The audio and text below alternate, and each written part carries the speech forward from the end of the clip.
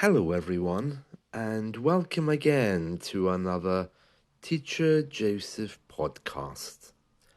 Today is Flight Attendant Safety Day. This is a celebration on July 19th every year to mark and appreciate flight attendants across the world for the important work that they do during flights. It was invented in 1990 in America and was proclaimed by President George Bush. It says here, flight attendants strive to make air travel as comfortable and enjoyable as possible, as well as guard the safety of aircraft passengers. Their professionalism has saved many passengers from injury or death and continues to increase the margin of safety. We don't really use the word flight attendant in British English. We call them air stewards, air hosts, or air hostesses. I have a few students who are flight attendants. If we use this word in American English, I mean, it doesn't really matter now because we see so many movies with Tom Cruise on aircrafts. The word flight attendant is more or less British as well, so there isn't really such a difference.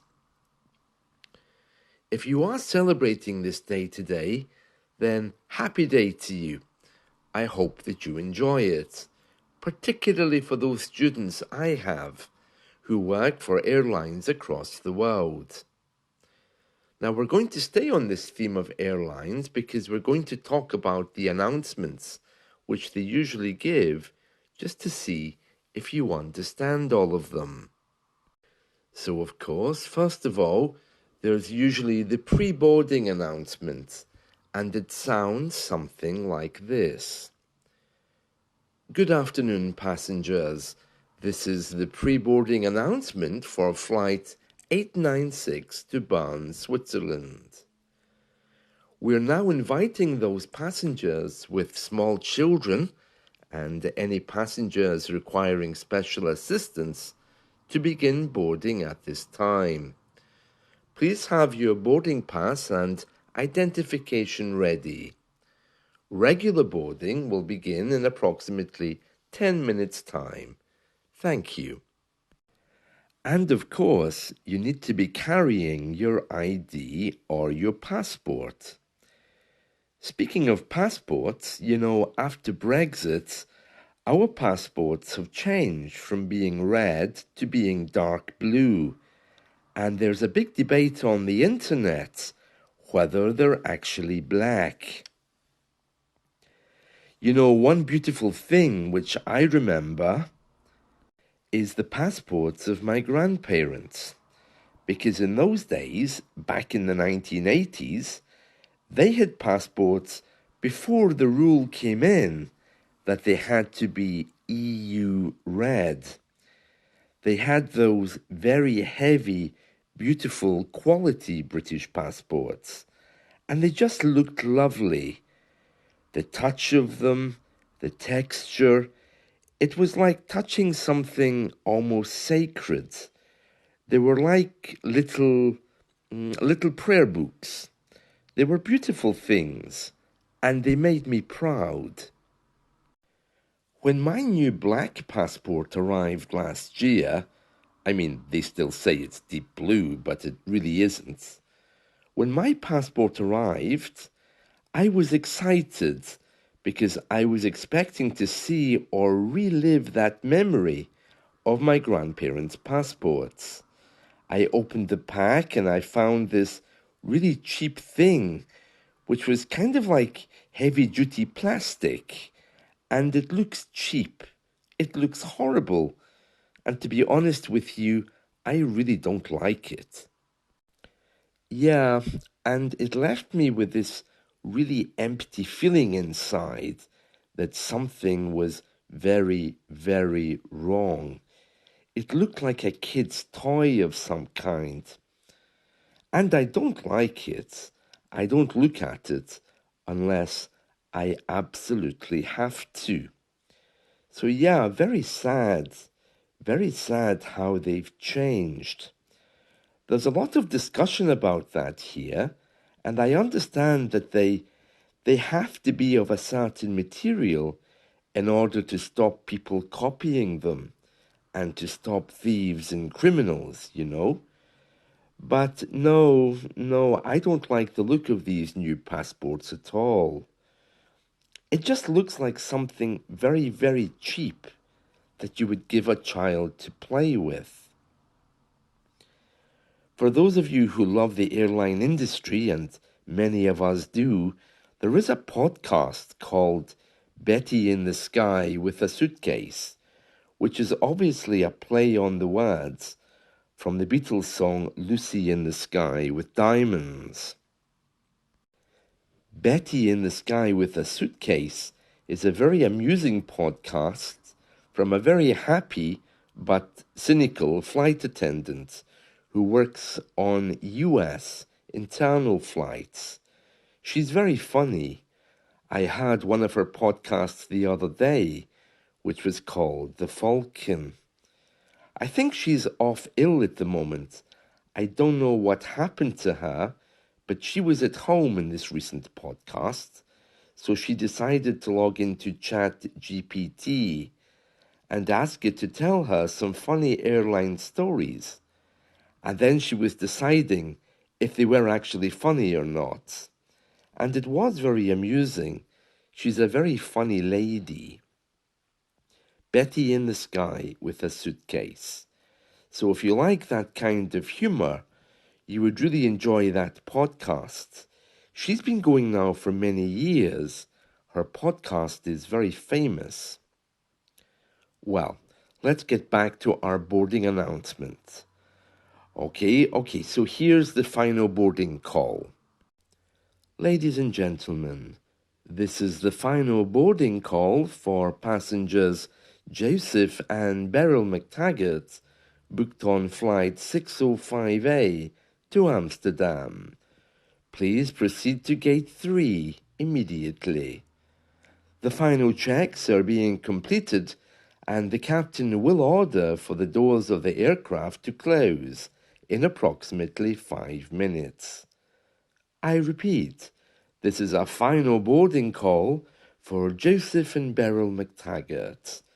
Failure to arrive at the gate immediately will result in your luggage being offloaded and the plane departing without you.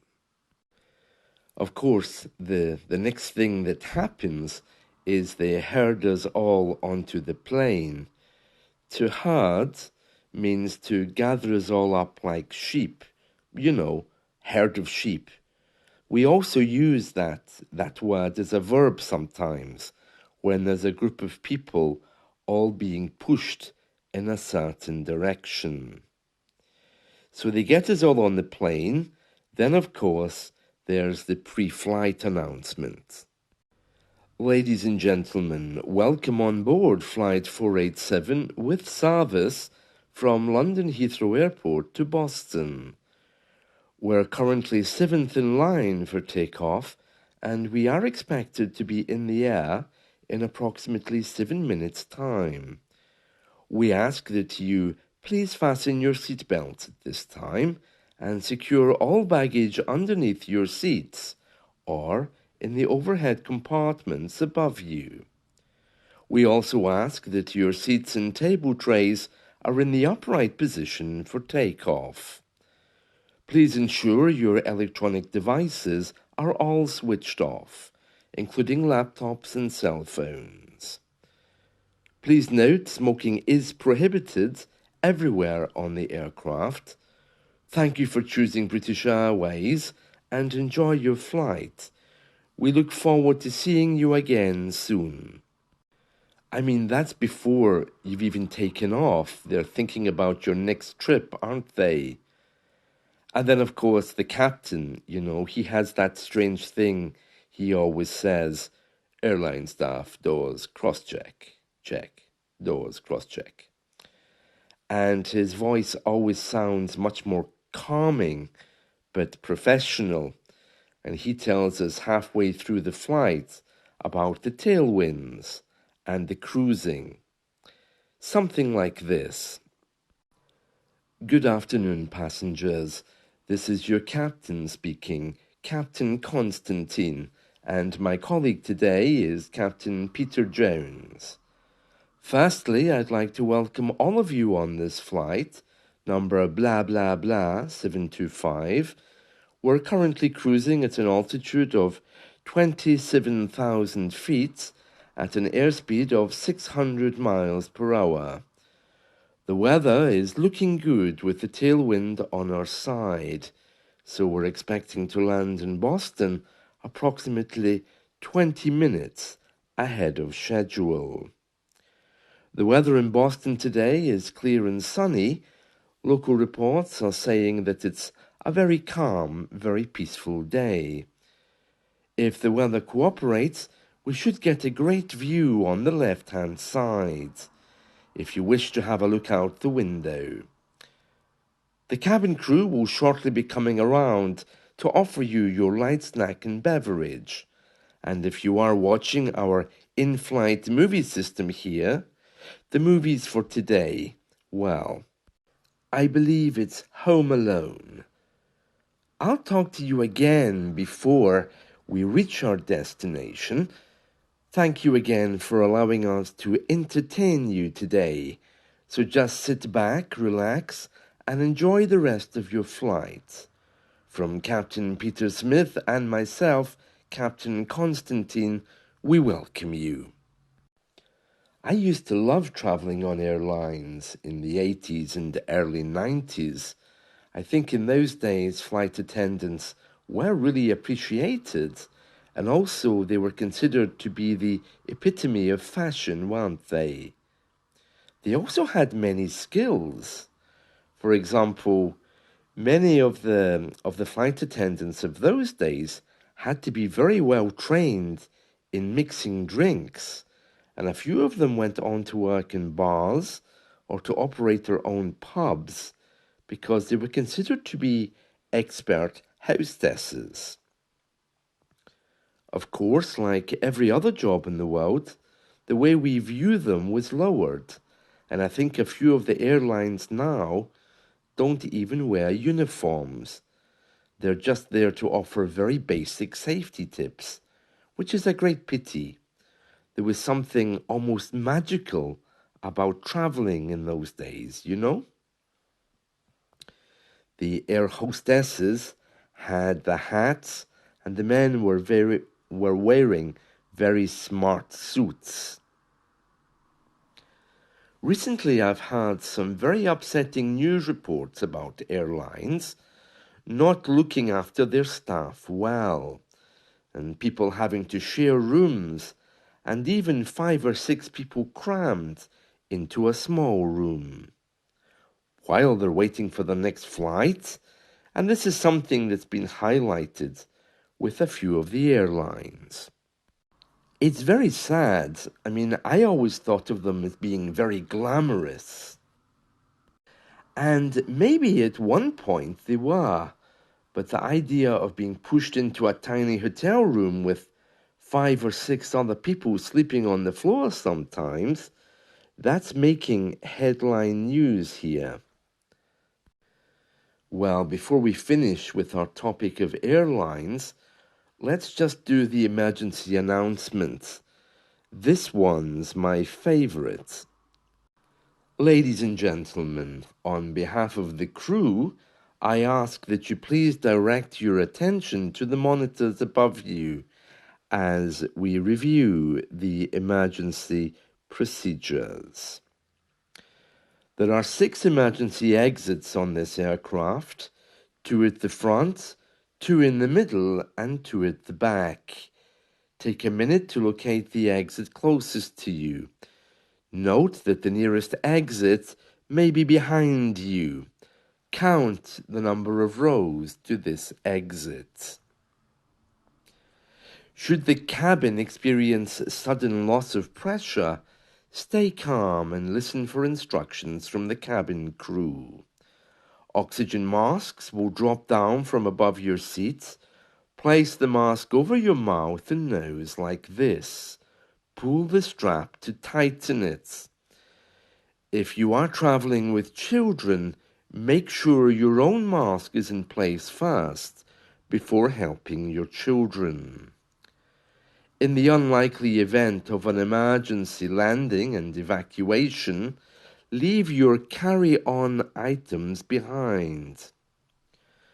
Life jackets are located below your seat, and emergency lighting will lead you to your closest exit and slide. Please do not inflate your life jacket inside the aircraft. Please note it comes equipped with a light and a whistle for your use. We ask that you make sure that all carry-on luggage is stored away safely during the flight. While we wait for takeoff, please take a moment to review the safety data card in the seat pocket in front of you. And then, of course, at the next moment, she kind of like very aggressively walks up and down the aisle to make sure that your seatbelt is fastened. Sir, can you move your hands, please? I just want to make sure your seatbelt is fastened. Thank you. Speaking of passports and these things, finally, I just want to tell you that a few days ago, they've started issuing the new passports with the King's insignia. You know, our passports here in the UK always have the words on them, Her Majesty allows the person to pass freely, or something similar. So they, of course, are now being replaced with His Majesty. I don't remember the exact words. And rather than saying E.R., Elizabeth Reigns, of course, it's C.R. for Charles Reigns, and with his insignia.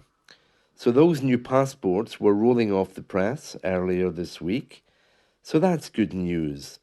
But kind of sad, you know, the end of an era of our Queen.